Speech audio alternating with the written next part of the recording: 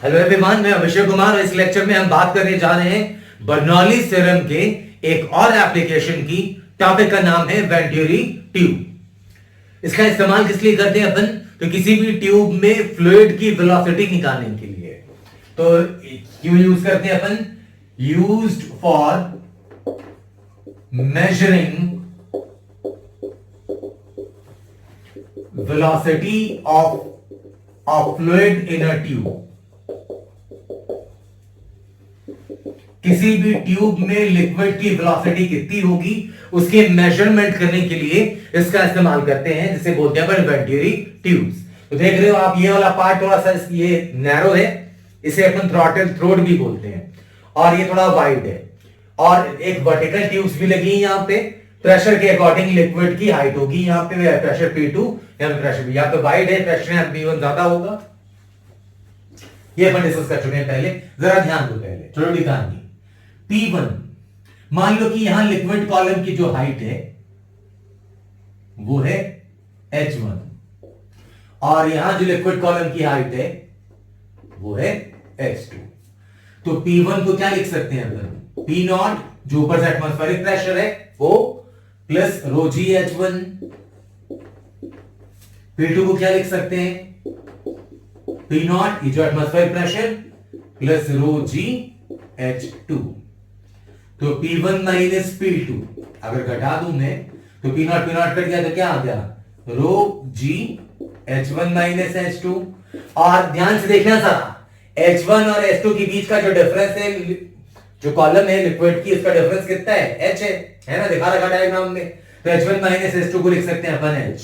तो P1 minus P2 is equal to आ गया रो जी H। इसे मान लेता हूं मैं फर्स्ट। इसमें स्मॉल h क्या रिप्रेजेंट कर रहा है? Difference in height of liquid column.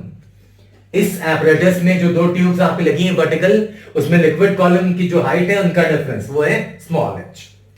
अब इक्वेशन ऑफ कंटिन्यूटी से अगर बात करें, फ्रॉम इक्वेशन ऑफ कंटिन्यूटी क्या लिख सकते हैं? A1 V1 is equal to A2 V2। A1 cross section area यहाँ पे, A2 क्रॉस सेक्शन एरिया यहाँ पे, वो स्टैंडर्ड ट्यूब है, तो ये आपको मालूम रहेगा एपरेटस में शुरू से ही। तो अगर आपको V1 या V2 कोई सी स्पीड निकालनी है, जब मान लो V1 निकालनी है मुझे, तो यहां से V1 को क्या लिख सकता हूं मैं? V2 को लिख सकता हूं A1 V1 अपॉन A2। इसे मान लेता हूं सेकंड, इसकी पड़ेगी जरूरत अभी। ये ट्यूब है हॉरिजॉन्टल ट्यूब है, मतलब इस पॉइंट पे और इस पॉइंट पे, इन दोनों ही पॉइंट्स पे पोटेंशियल एनर्जी सेम है ना। अब लगा Bernoulli's theorem from Bernoulli's equation. ध्यान देना, इस वाले पॉइंट पे प्रेशर है P1, area A1, velocity fluid की V1, यहां प्रेशर P2, यहां पे एरिया A2, वेलोसिटी फ्लूइड की V2। तो मैं अगर बर्नौलीज थ्योरम लिखूं यहां पे, तो P1 plus rho g H plus half rho V1 square is equal to P2 plus rho g H plus half rho V2 square. Horizontal tubes में तो पोटेंशियल और टर्म लिखने की जरूरत ही नहीं है, क्योंकि वो तो कांस्टेंट ही रहेगा। फिर भी समझने के लिए कोई देख रहा हो अगर, तो देखो रो जी H से है ना, वरना आदत डाल लो कि हॉरिजॉन्टल ट्यूब से अगर, तो हॉरिजॉन्टल ट्यूब से पोटेंशियल एनर्जी का चेंज तो होगा नहीं, तो रो जी H दोनों जगह कटेगा ही कटेगा। तो वो वाला टर्म ही क्यों लिखे अपन? लिख भी देंगे तो कट ही जाएगा। तो यहां से क्या लिख सकते हैं अपन? P1 minus P2 is equal to half rho V2 square minus V1 square. Clear है पॉइंट ये? अब ध्यान से देखना जरा, P1 माइनस P2 ये हमने पहले से इवैल्यूएट कर रखा है, इसकी वैल्यू कितनी है? रो जी H है ना। तो ये आ गया rho g H is equal to half rho. देखिए जरा, छोटी सी चीज है, V2 स्क्वायर को आप चाहे तो लिख सकते हैं यहां से A1 square upon A2 square into V1 square. ये ध्यान दें, V2 की वैल्यू यहां से उठा के वो रख दी मैंने, तो रो यहां से कैंसल, तो V1 square is equal to आ गया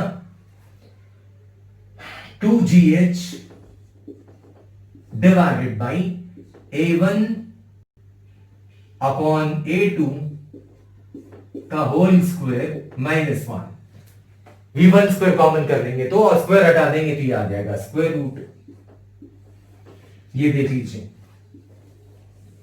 मतलब यहां से H हमें मालूम हो। H क्या है? दोनों वर्टिकल ट्यूब्स में कॉलम जो है फ्लूइड की उनका डिफरेंस, तो वो तो देख के बता सकते हैं अपन, है ना। A1 A2 का ये जो ट्यूब है आपकी, ये एक एपरेटस है। इस एपरेटस में A1 A2 एरियाज आपको मालूम है। ये वाला पार्ट थ्रोट कहलाता है जो पतला सा दबा हुआ है। ये A2 एरिया इसकी और A1 एरिया ओपनिंग की, ये दोनों मालूम रहते हैं अपने को। तो A1 A2 मालूम है। दोनों ट्यूब्स में, दोनों वर्टिकल ट्यूब्स में अगर फ्लूइड को देखें तो कॉलम का डिफरेंस निकाल सकते हैं आप। और ये चीजें अगर आपको मालूम चल गई तो फ्लूइड की वेलोसिटी V1 इस वाले पॉइंट पे बड़े आराम से निकाल सकते हैं आप, है ना। तो ये है सेटअप आपका वेंटिलेटर ट्यूब का। ऐसे बहुत सी चीजें और भी बर्नौलिस के एप्लीकेशंस में आती हैं, जैसे कि मैंने आपको पहले कुछ वीडियोस पहले बोला था बर्नौलिस पढ़ाते टाइम कि बर्नौलिस के एप्लीकेशन में वेलोसिटी ऑफ फ्लक्स, वेंटिलेटर या वही वेंटिलेटर ट्यूब, है ना, डायनामिक लिफ्ट ऑफ एयरप्लेन्स, मैं अपने स्पिनिंग ऑफ बॉल, बहुत सारे इंडिविजुअल इफेक्ट्स हैं बर्नौलिस के। मैं एक एक करके सब पे वीडियोस पोस्ट करता रहूंगा। तो ये है वेंटिलेटर ट्यूब। कोई कमाल की चीज नहीं। अगर हमें बर्नौलिस से क्वेश्चन आती है, अगर हमें इक्वेशन ऑफ कंटिन्यूटी आती है, तो हमें वेंटिलेटर ट्यूब भी आती है ना। ये सब इंडिविजुअल एपरेटसेस हैं, इसलिए मैं सब पे अलग अलग डिस्कस कर रहा हूं, सब पे अलग वीडियो पोस्ट कर रहा हूं। टॉपिक छोटा सा है, एनालिसिस के लिए एक बार जरूर से पढ़ लेना, नोट्स लिख लेना, ताकि कल कभी पेपर में अगर आ जाए तो हम अनकंफर्टेबल फील ना करें। तो चलिए मिलते हैं अगले क्लास में नए टॉपिक के साथ। तब तक पढ़ते रहिए, रिवीजन करते रहिए। किसी किस्म की परेशानी हो तो मुझे फीडबैक कमेंट्स में जरूर से बताएं। Thank you so much. जय हिंद, जय भारत।